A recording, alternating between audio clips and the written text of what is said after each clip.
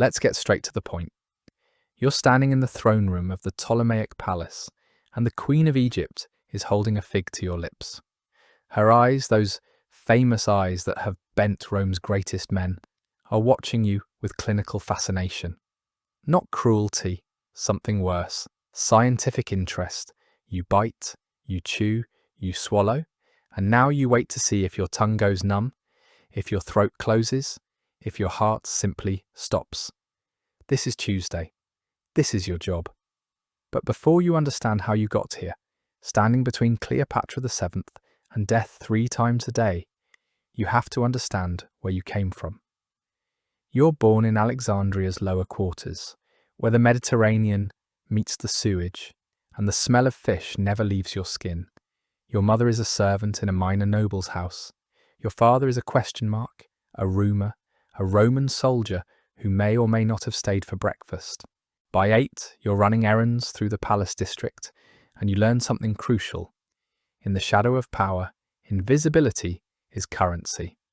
You learn to move without being seen, to hear without being noticed, to exist in the margins of history while history happens to other people. At 14, your mother dies of a fever that sweeps through the servant quarters. The nobles barely notice, the physicians don't come, and you understand something that will define your life. The powerful don't see you as human, they see you as furniture. And furniture doesn't die tragically, it just gets replaced. You're 16 when the palace steward notices you, not for your beauty, you're average, forgettable, exactly right, but for your tongue. You can taste the difference between Syrian wine and Egyptian, between honey from the delta and honey from the upper kingdoms, between lamb raised on grass and lamb raised on grain.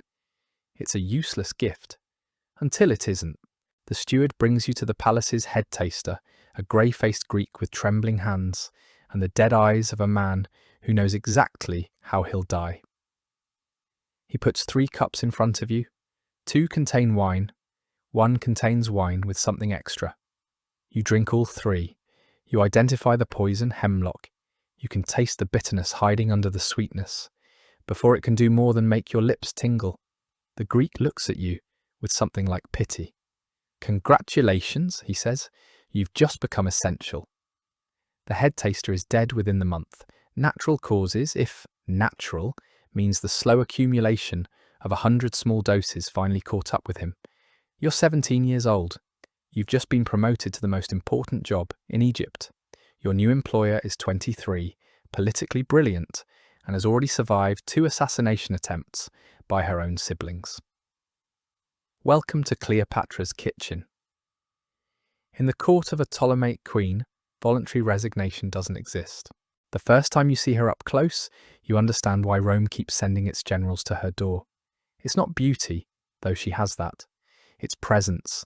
She enters a room and the air changes pressure. She looks at you once, evaluates you the way a merchant evaluates livestock, and nods. You've passed, you exist now. That's the most terrifying thing that's ever happened to you. Because now she'll notice if you disappear. You learn the rhythms of palace life. Breakfast is tested at dawn. Fruits, bread, honey, all the innocent things that could kill a queen. Lunch is political, dinner's theatrical, and every course that touches her lips touches yours first. You develop a connoisseur's knowledge of poisons. The metallic bite of arsenic, the almond whisper of cyanide, the deceptive sweetness of nightshade. Your tongue becomes a diagnostic instrument. Your survival becomes statistically improbable. The average palace taster lasts 3 years. You're on borrowed time from day 1. But here's what they don't tell you about serving death. You get comfortable. You start to feel special, necessary. Cleopatra learns your name. She asks your opinion on wines. Once, after a close call with oleander in a honey cake, she touches your shoulder. "Valuable," she says. Not "thank you." Valuable. In the economy of Egyptian power, that's practically a declaration of love. You start to believe your own importance. That's the first mistake. The first compromise comes with Julius Caesar. He arrives in Alexandria like a thunderstorm in human form, and suddenly the palace is full of Romans. Romans who bring their own food, their own tasters, their own paranoia. Cleopatra adapts. She always adapts. And she needs intelligence. She needs to know what Caesar eats, what he drinks, what his own people fear might kill him. You understand kitchens, she tells you. It's not a question. It's an assignment. You spend 6 months becoming friendly with Caesar's household staff. You share techniques, trade recipes, gather information about his routines, his preferences, his vulnerabilities. You tell yourself it's just professional curiosity, networking. But when Cleopatra asks if Caesar could be poisoned, theoretically, of course, purely academic, you give her an answer. You describe exactly how it could be done, what compound, what dish, what timing. She nods, files it away, never uses it. But you know, in that moment, you've crossed something. You're not just a taster anymore. You're an intelligence asset, a weapon that happens to have a tongue. The years with Caesar are golden. Cleopatra bears him a son, Caesarian little Caesar, future hope of the dynasty, and Egypt prospers in Rome's shadow. You taste increasingly elaborate banquets. You survive 3 more poisoning attempts. You begin training junior tasters, which is a fancy way of saying you're teaching children how to die for the queen. The mathematics are brutal.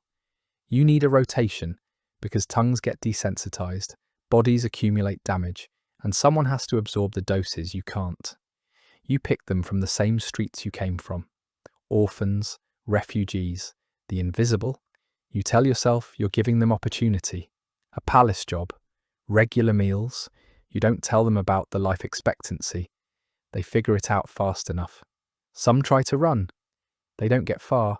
In Cleopatra's Egypt, human resources has a very specific termination policy. Then Caesar dies. Not from poison, from Roman knives, Roman senators, Roman politics, and everything changes. Mark Antony arrives and the palace becomes a different kind of theatre. Where Caesar was pragmatic, Antony is theatrical. Where Caesar calculated, Antony consumes. Cleopatra reinvents herself again. The intellectual equal becomes the divine seductress. Isis incarnate, the queen of feasts that last for days. Your job becomes exponentially more dangerous. The banquets are massive. The guest lists are unpredictable. Every Roman officer might be an assassin. Every Egyptian noble might be a traitor. You're testing dozens of dishes per event. Your body is a catalogue of subclinical poisonings. You've lost sensation in the tip of your tongue. Your hands shake when you're tired. You're 26 years old, and you feel ancient. But you're valuable, still valuable. Cleopatra has started consulting you on more than food. You know her moods, her fears, her private face that she never shows the court. You've seen her weep for Caesarian's future. You've seen her rage at Rome's contempt. You've seen her, late at night, practicing with asp venom, testing doses, building tolerance, preparing for an ending she can control. If they take Egypt, she says to you once, they will not take me in chains. You understand then that you're not just tasting for poison. You're watching her prepare her own death, and you say nothing, because what would you say? You're furniture. Furniture doesn't have opinions. Actium happens. The naval battle that ends everything. Antony's fleet destroyed. Roman legions marching toward Alexandria. And in the chaos, you see something that breaks whatever was left of your innocence. Cleopatra in her private chambers, testing the remaining compounds, not on herself, on prisoners. You watch through a gap in the curtain as 3 men die in 3 different ways. One convulsing, one gasping, one simply slipping away like falling asleep. She takes notes. She's choosing her method with the same care she chose her allies, her lovers, her wars. Clinical, practical, terrifying. And you realise that to her, those men were test subjects. That to her, you're a test subject who happens to have lasted longer than most. Valuable isn't love. Valuable isn't even respect. Valuable is useful. And useful people get used until they're used up. You've been lying to yourself for a decade. You're not her confidant. You're not her ally. You're a tool that happens to have developed feelings. The revelation tastes like copper and ash. The Romans are at the gates. Antony is dead, fallen on his own sword after false news of Cleopatra's death, a miscommunication that might have been an accident and might have been the Queen's final manipulation. You're in the palace when Octavian's messenger arrives with terms. Rome will spare Cleopatra's life. Rome will parade her through the streets of the capital in chains. Rome will make the Queen of Egypt into a trophy. You're in the room when she receives the message. You see her face go perfectly still. And then she looks at you, really looks at you, maybe for the first time in 11 years and says, "Bring me the figs." You know what's in the basket. You've always known. The asp that she's been keeping, feeding, preparing, hidden among the fruit like death hiding in sweetness. Your entire life has led to this moment. You could warn the guards, you could refuse, you could try to talk her out of it.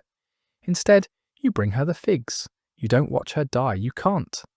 You deliver the basket, and you leave, and you're halfway down the corridor when you hear Charmian, her handmaid, her true confidant, scream. Guards rush past you, no one stops you, no one notices you. You're furniture again, invisible, replaceable. You walk out of the palace as Alexandria falls, as the last dynasty of Egypt crumbles, as history turns a page and forgets that you were ever part of the story. You live another 40 years. Octavian becomes Augustus. Egypt becomes a Roman province.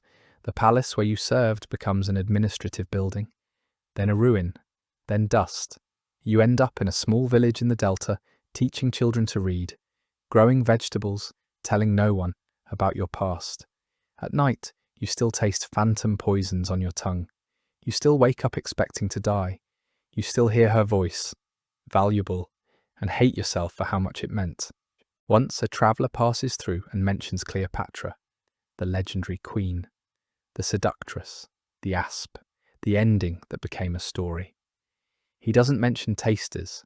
He doesn't mention the invisible army of servants who stood between her and death every single day. He doesn't mention you. Why would he? History remembers the powerful. The rest of us just survive it. You're 73 years old when a young girl from the village shows you a strange talent. She can taste the difference between well water and river water, between goat's milk and sheep's milk, between honey from different hives. Her tongue is extraordinary, diagnostic, valuable. Her mother is dead, her father is unknown. She has no prospects, no protection, no future except whatever fate decides to give her. A Roman official is looking for a new taster. The girl could have security, regular meals, importance. You could recommend her, train her, save her from the streets that would otherwise consume her. You look at this child with her remarkable tongue, her hungry eyes, her desperate hope, and you say nothing. You send her away, because some cycles don't deserve to continue, because valuable isn't love, because the only gift you can give her is the same invisibility that saved you, the mercy of being overlooked by power. She doesn't understand. She cries. She calls you cruel. Maybe she's right, but somewhere in Alexandria, a Roman official will find another taster, another tongue, another piece of furniture to stand between him and death. And it won't be her. It won't be the girl with the gift. That's the only thing you've ever done that mattered, the only break in the chain. You die 3 months later, peacefully, in your sleep.